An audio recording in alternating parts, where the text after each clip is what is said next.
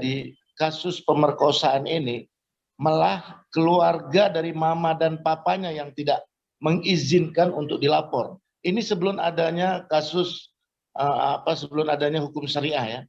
Di Aceh itu banyak terjadi perkosaan, ya, pelecehan seksual. Cuman demi nama baik papa dan mamanya, keluarga besar, ini selalu tidak selalu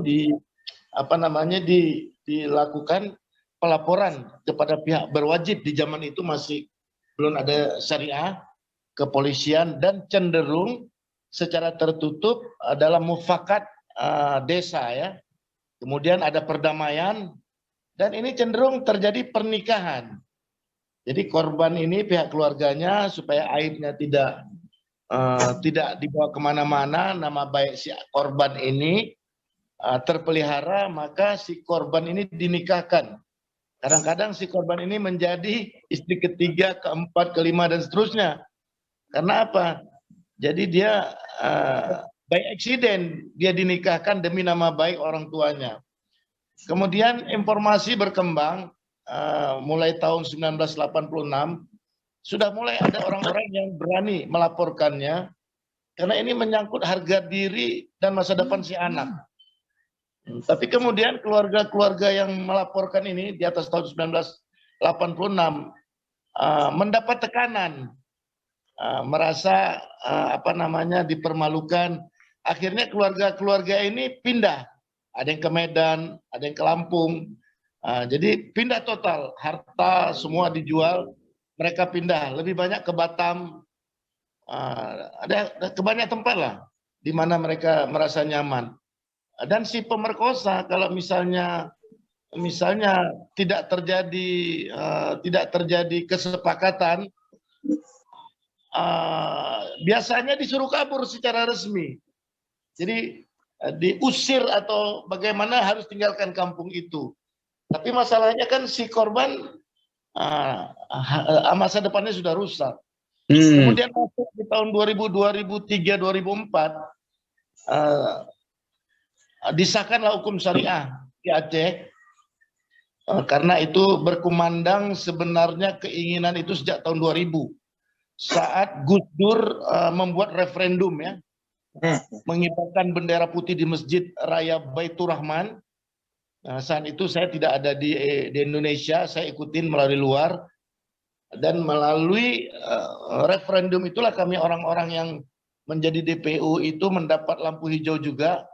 Kami bisa kembali ke Ibu Pertiwi, kami mendapat hak kami kembali sebagai warga Indonesia, masyarakat Aceh, termasuk Hasan Tiro sendiri diserahkan langsung oleh Kementerian Dalam Negeri menjadi warga kehormatan Indonesia kembali, menjadi warga Aceh.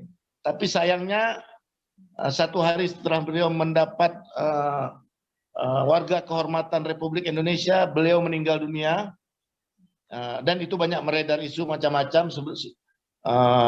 Ada yang bilang 2 hari sebelum meninggal beliau itu sudah meninggal dan seterusnya. Tapi whatever, bagi saya skenario sudah berjalan. Kemudian Aceh terjebak dalam satu undang-undang syariah. Kemudian gubernur sebelum yang sekarang ini, Bapak Irwandi, ketangkap tangan mengenai korupsi di Aceh Tengah. Saya salah satu orang yang memprotes ke KPK, memprotes ke beberapa institusi pemerintah secara resmi. Saat itu Irwandi ketangkap tangan, kemudian dibawa ke Jakarta. Saya protes. Ini kan hukum syariah. Gubernurnya seharusnya dipotong dulu tangannya, baru diserahkan ke pemerintah pusat. Jadi dia diantar ke KPK dengan tangan yang sudah kita potong. Karena hukum syariah itu mencuri dan seterusnya, apalagi ini korupsi bantuan sosial yang besar, ya, korupsi dengan macam-macam sebenarnya yang kejebak penangkapan oleh KPK itu. Seharusnya tangannya dipotong dulu, baru dibawa ke Jakarta. Tapi begitu beliau dibawa ke KPK, saya dengan beberapa sahabat saya, kita dekatin KPK. Dan kita nggak bisa jebol itu. Kita minta tolong dikembalikan Irwandi, kami mau potong dulu tangannya. Baru nanti diproses. Tapi saya dicurigai, kalau jangan-jangan nih Pak Putih ini mau membawa kabur Pak Irwandi ini. Seperti saat saya dulu kabur ke Finlandia. Lucu juga ini. Jadi saya malah dicurigai ingin menculik Irwandi. Jadi akhirnya saya tidak berhasil dengan strategi. Sebenarnya tujuan saya bagaimana supaya rakyat Aceh itu melihat hukum syariah itu merugikan rakyat kecil. Ini hari ini dibuktikan dengan dikatakan video itu bahwa yang diperkosa ini dengan ketawa-ketawa. Padahal dengan waktu bersamaan sampai malam detik ini, kalau ada orang duduk bareng-bareng yang bukan muhrim mendapat sanksi. Polisi syariah langsung jalan, ya. Sampai hari ini berboncengan yang tidak muhrim juga bermasalah di beberapa kabupaten, tidak keseluruhan. Jadi sesungguhnya apa yang terjadi di Aceh saat ini dengan hukum syariahnya ini copy paste kepada kita di PGI. Jadi sebenarnya inilah orang-orang yang memiliki otoritas di satu lembaga mewakili pemerintah dan seterusnya, lembaga swasta dan seterusnya yang memiliki rel yang jelas. Kemudian mereka melesetkan kepentingan keluarga pribadi dan keselamatan tersembunyi yang sudah meredarnya rujak pecel dengan sistem hukum yang berjalan, akhirnya gelap mata. Tapi sesungguhnya kebijakan yang terjadi di Loknga ini, oknum polisi syariah itu yang tidak benar. Karena apa? Ini oknum ini kita nggak tahu, sama aja seperti ketua PGI kita. Kok tahu-tahu ujuk-ujuk dia bisa membela grup KPK yang 73 ini. Jadi ini umum. Kita boleh cek sekarang. Siapa yang bisa langsung cek. Sesungguhnya di Israel sekarang ini, homo beredar dengan sangat kuat. Itu apa? Kita sekarang sedang membela. Tetapi ternyata Tuhan izinkan. Supaya apa? Sodom Gomora yang pernah Tuhan ucapkan, ini ada. Nanti boleh cek, Pak Pol boleh cek. Berapa persen homo yang ada di Israel sekarang? Nah, jadi satu sisi Tuhan punya rencana, satu sisi lain Tuhan juga harus membinasakan orang-orang yang tidak berkenan kepadanya. Kalau enggak, untuk apa Tuhan binasakan generasinya Musa? Kenapa yang masuk ke tanah perjanjian bukan si Musanya? Kenapa yang lain? Kenapa bekas orang kepercayaan Musa yang melanjutkan masuk ke tanah Kanaan? Padahal yang dibawa Musa kan orang Israel juga. Tapi yang di Aceh ini kan lucu. Kenapa hukum syariah itu justru sekarang membuat Aceh menjadi provinsi termiskin di Sumatera? Coba. Ini kan unik. Tapi dengan bersamaan, 1-2 orang yang dipilih Tuhan dari Aceh mulai mengumandangkan nama Allahnya yang benar. Ini istimewa bagi saya. Jadi orang boleh mereka-reka keburukan tentang siapa itu Tuhan Yesus, ya, sehingga dia disalib, tapi orang tidak nyangka dia bangkit di hari yang ketiga. Nah, jadi biarlah semua ini berproses, tapi kita yang masih punya pikiran yang sehat, kita harus berani memaparkannya secara profesional, minimal melalui Zoom ini. Supaya apa? Bahwa banyak hal yang tidak benar di bangsa ini. Kayak kita sekarang tadi bilang di apa namanya, di Mentawai, tahu nggak?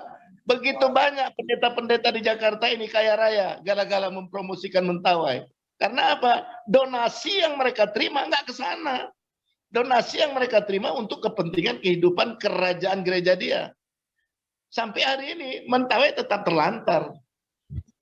Itu harus ditindak pendeta itu. Gimana? Pendeta itu memang harus ditindak itu, Pak. Karena dia mendapatkan uang dari donasi dari luar negeri itu untuk menggunakan kepentingan mereka pribadi. Itu memang harus ditindak hukum, Pak.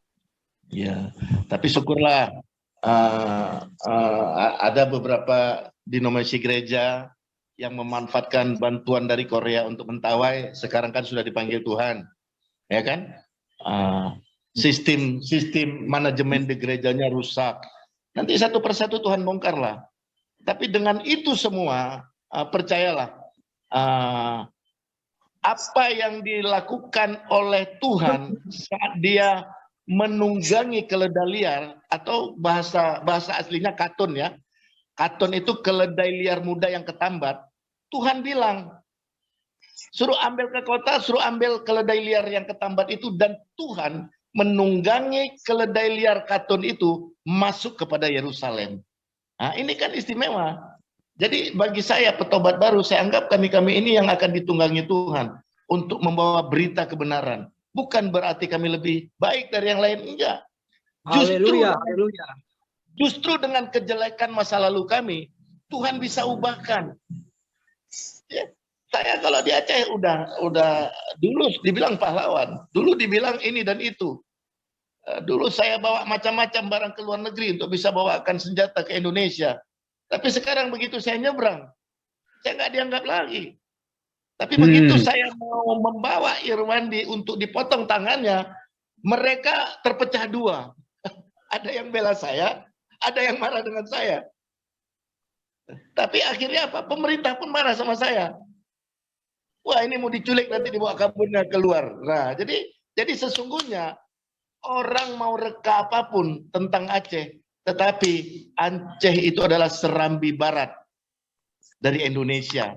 Tapi secara daratan dia ingin curhat juga, pengen banyak ini. Jadi biar Pak Puteh menyelesaikan tadi mengapa bisa ada hukum itu di sana dan dibiarkan. Tadi menarik sekali ya, bahwa seharusnya gubernur yang dulu korupsi itu masih dipotong tangan ya.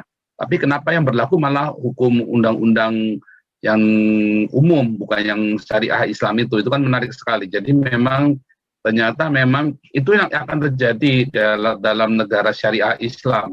Hukum hanya berlaku bagi rakyat jelata, bukan bagi para pemimpinnya. Yang di Arab juga, yang di Afghanistan juga, yang di negara-negara Islam yang lain juga sama. Hukum hanya berlaku bagi rakyat jelata. Bahkan bagi Muhammad pun hukum itu tidak berlaku. Jangan mengharamkan apa yang dihalalkan. Gabruk, babunya digabrutin ya sama Muhammad kan. Dengan begitu toh yang terjadi toh. Karena ayat turun. Nah, makanya kemarin Bang Ferdinand Hutahea waktu kemari, wah saya nggak mau jadi nabi, saya masih bikin dosa. Oh salah, justru kalau Anda masih sering bikin dosa, jadi nabi kayak saya kan.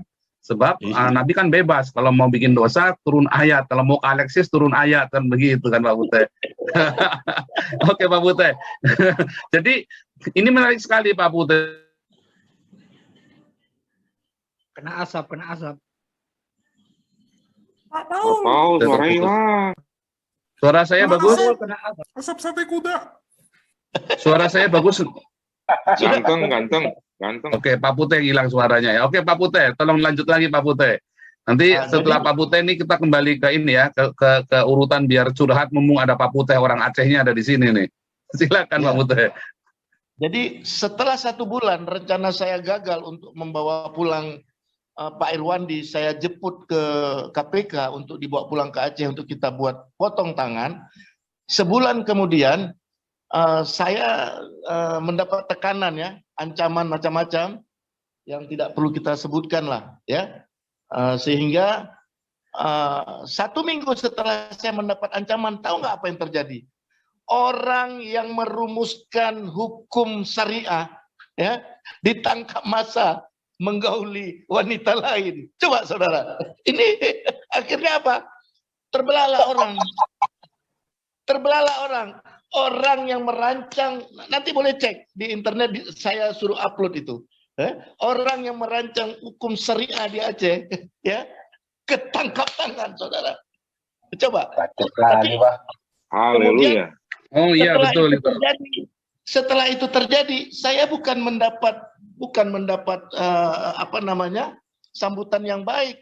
Orang kemudian melihat posisi saya yang sudah memilih Allah yang saya sembah, yang baru. Tapi whatever, keluarga saya tekan ini semua, ya bagi saya itu pilihan mereka. Mereka sudah memilih dan saya juga sudah memilih. Bagi saat itu bagi saya, apapun yang dikatakan saudara saya, apapun dikatakan oleh masyarakat Aceh ya, tidak mempengaruhi Yesus sebagai Tuhan dan Juru Selamat bagi saya. Itu aja. Tuhan Yesus memberkati, Pak. Luar biasa. Itu saya dengar